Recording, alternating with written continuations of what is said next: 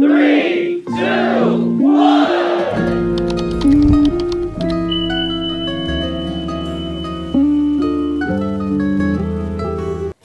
भगवान बुद्ध का जन्म नेपाल के लुम्बिनी वन में हुआ था, जैसा कि आप सब जानते हैं। उसके बाद उन्होंने ध्यान साधना करने के लिए बोध गया गए। वहाँ पर जाकर उन्होंने ज्ञान प्राप्त करके सीधे चले आए सारनाथ। सारनाथ में उन्होंने अपना धर्म प्रवर्तन फहराया। उसके बाद उन्होंने 5 भिक्षुओं को ज्ञान दिया।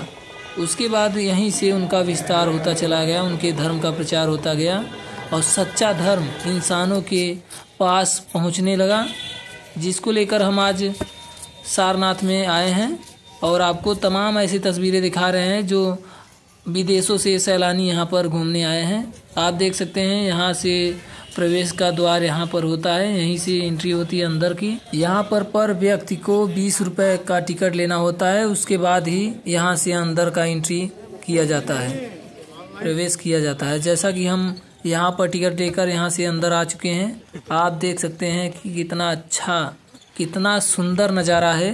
ये लाइव तस्वीरें आपको दिखा रहे हैं नेशनल धाकड़ से। आप देख सकते हैं कि यहाँ पर बहुत भिक्षु लोग ध्यान साधना किया करते थे और छोटे छोटे तमाम ऐसे जगहों हैं जहाँ पर वे अपने कुटियाँ बनाकर रहते थे। कई लोग यहाँ पर माना जाता है कि लगभग 500 से 600 से ज़्यादा लोग यहाँ पर ध्यान साधना करते थे, बौद्ध भिक्षु लोग। आप समझिए कि इस तरीके से यहाँ पर जो ये बौद्ध स्तूप है जो अभी लाइव आपको दिखा रहे हैं, लगे जाकर भी दिखाएंगे, और यह अशोक सम्राट ने बनवाया था।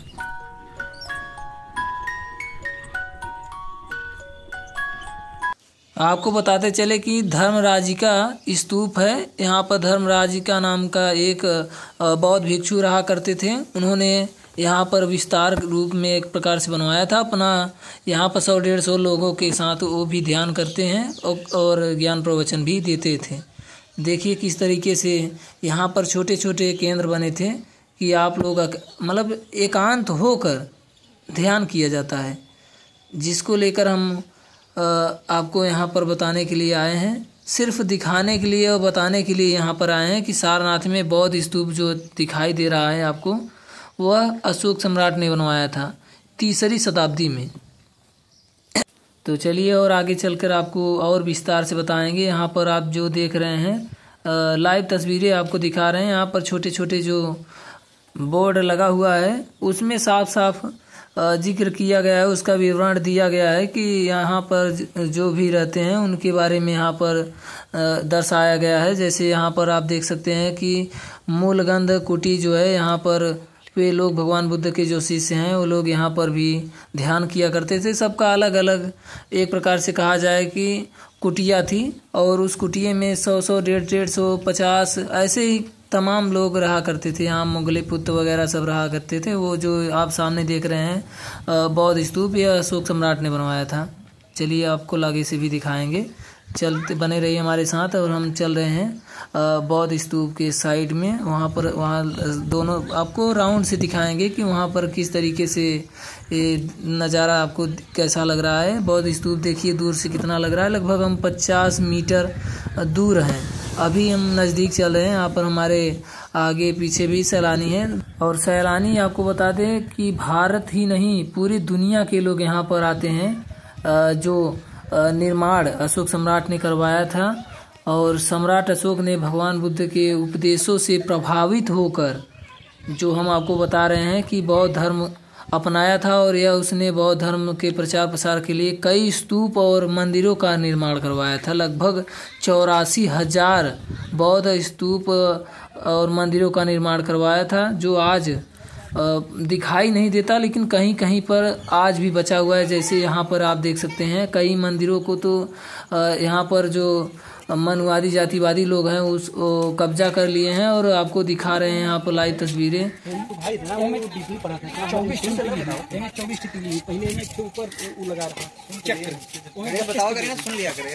सारनाथ में बने स्तूप को धम्म स्तूप कहा जाता है, और यह स्तूप भगवान बुद्ध के प्रथम उपदेश की याद में बनवाया गया था। इसका धम्मेक स्तूप के नाम से भी जाना जाता है, और यह स्तूप की ऊंचाई लगभग 43.6 मीटर है। यानी 3री शताब्दी ईसा पूर्व में हुआ था। और अशोक सम्राट ने सारनाथ में एक शिलालेख स्तंभ भी बनवाया था, जिस पर अशोक सम्राट के शिलालेख हैं। इस शिलालेख में अशोक ने बौद्ध धर्म के सिद्धांतों और अपने धार्मिक दृष्टिकोण के बारे में लिखा है। आगे हम आपको और दिखाते चलेंगे। पहले तस्वीरें फिर से एक बार देख लीजिए, क्योंकि आपको ये ऐसी तस्वीरें जो छोटी छोटी बातों को दर्शाता है और उसके बारे में विख्यात रूप से बताता है कि हमारा यहाँ का इतिहास किस तरीके से कितना अच्छा था, कितना प्रभावशाली था, लेकिन उसे किस तरीके से विखंडन किया गया। आपको बता दें कि जो धम्मेक स्तूप और अशोक सम्राट का शिला स्तंभ सारनाथ के महत्वपूर्ण पर्यटन स्थल है और बौद्ध धर्म के अनुयायियों के लिए यह तीर्थ स्थल है। चलिए और आगे आपको चलकर दिखाते हैं। यहाँ पर तमाम ऐसे जो सारनाथ में बौद्ध भिक्षुओं के लिए कई कुटिया ऐसी ही जैसे आप देख रहे हैं मंदिरों का भी निर्माण हुआ था। सारनाथ में बौद्ध भिक्षुओं की कुटिया कई समयों पर कहीं कहीं पर अलग अलग दिशाओं में बदली गई थी। यहाँ पर आपको बताते चले कि सारनाथ में ध्वनि एवं प्रकाश शो का जो लोकार्पण श्री नरेंद्र मोदी जी ने किया था, यहाँ पर उसका शिलालेख यहाँ पर देखने को मिला है। यहाँ पर कई भाषाओं में यानी चाइनीज भाषाओं में, जापानीज भाषाओं में, हिंदी भाषाओं में और इंग्लिश भाषाओं में साफ साफ स्पष्ट रूप में स्पष्ट लेखों में लिखा गया है। तथागत बुद्ध के बारे में यहाँ पर जो दिख रहा है यह भूलेख है। और आगे चलते हैं। चलिए यहाँ से बाहर निकलकर अब बुद्ध के मंदिर यानी तथागत बुद्ध के मंदिर को हम लोग चल रहे हैं, आगे बढ़ रहे हैं। यहाँ से निकलते हैं। अब देखते हैं आगे क्या है, कैसा है, कितने मंदिर हैं, सब आपको इस वीडियो में पूरी कवर करेंगे। यहाँ पर देखते चलिए बोर्ड भी लगा है। यहाँ काफ़ी लोग, यहाँ पर बहुत भिक्षु लोग भी जाते हुए नज़र आ रहे हैं। यहाँ पर कई लोग जो हैं जो भगवान बुद्ध में आस्था रखते हैं यहाँ पर आते हैं, विदेशों से आते हैं, भारत से आते हैं, भारत के कई राज्यों से यहाँ पर लोग आते हैं। और तो चलिए जैसा कि हम आगे हैं, यहाँ पर महाबोधि सोसाइटी है बुद्ध धम्म और संघ के नाम से। यहाँ पर हम अंदर एंट्री करते हैं और एंट्री करने पर आप देख सकते हैं यहाँ पर चलते चलते हमें एक बाहर जो प्रतिमा दिखाई दे रही है। यहाँ पर राहुल संस्कृत्यायन जी हैं या कोई और, अभी इसके बारे में हमें पूरे डिटेल नहीं पता, लेकिन आपको अंदर चलकर यहाँ से दिखाएंगे। पहले यहीं से अपना जूता उतारते हैं, यहीं उतार कर आगे बढ़ने का प्रयास करते हैं। यहीं से लाइव तस्वीरें आपको दिखा रहे हैं। चलिए यहाँ पर देख सकते हैं अंदर से एक नहर गई है और उसके बाद आपको चलिए अंदर दिखाते हैं। हमारे साथ में एक सहयोगी हैं, भाई हैं हमारे साथ में हैं, तो वो आगे जा रहे हैं। चलिए हम आपको दिखा रहे हैं कि यहाँ पर अंदर किस तरीके से कितनी सुंदर प्रतिमा तथागत गौतम बुद्ध जी की है, यानी भगवान बुद्ध जी का है। तो आप देख सकते हैं यहाँ पर 2 मूर्तियाँ हैं और छोटी छोटी मूर्तियाँ साइड में, तीनों साइड में है। उसके बाद यहाँ पर बताया जाता है कि तमाम लोग जो आते हैं यहाँ पर अपना फ़ोटो वगैरह खींचते हैं और यहाँ पर भगवान बुद्ध को नमन करते हैं। यहाँ पर डोनेट भी करते हैं। यहाँ पर जो आते हैं वीडियो बनाकर अपना सोशल मीडिया पर डालते हैं और भगवान बुद्ध को मानने वाले ही लोग यहाँ पर आते हैं। जैसा कि आप तस्वीर देख सकते हैं यहाँ पर भगवान बुद्ध एक सुंदर यानी कि दृश्य आप देख रहे हैं। भगवान बुद्ध वास्तव में शांत के प्रतीक माने जाते हैं और भगवान बुद्ध को देखकर हृदय जो है वो शांत होने लगता है। आप देख रहे हैं यहाँ पर उनको जो चढ़ा हुआ है फूल पुष्प वगैरह चढ़ाया हुआ है और यहाँ पर दीप भी जल रहे हैं।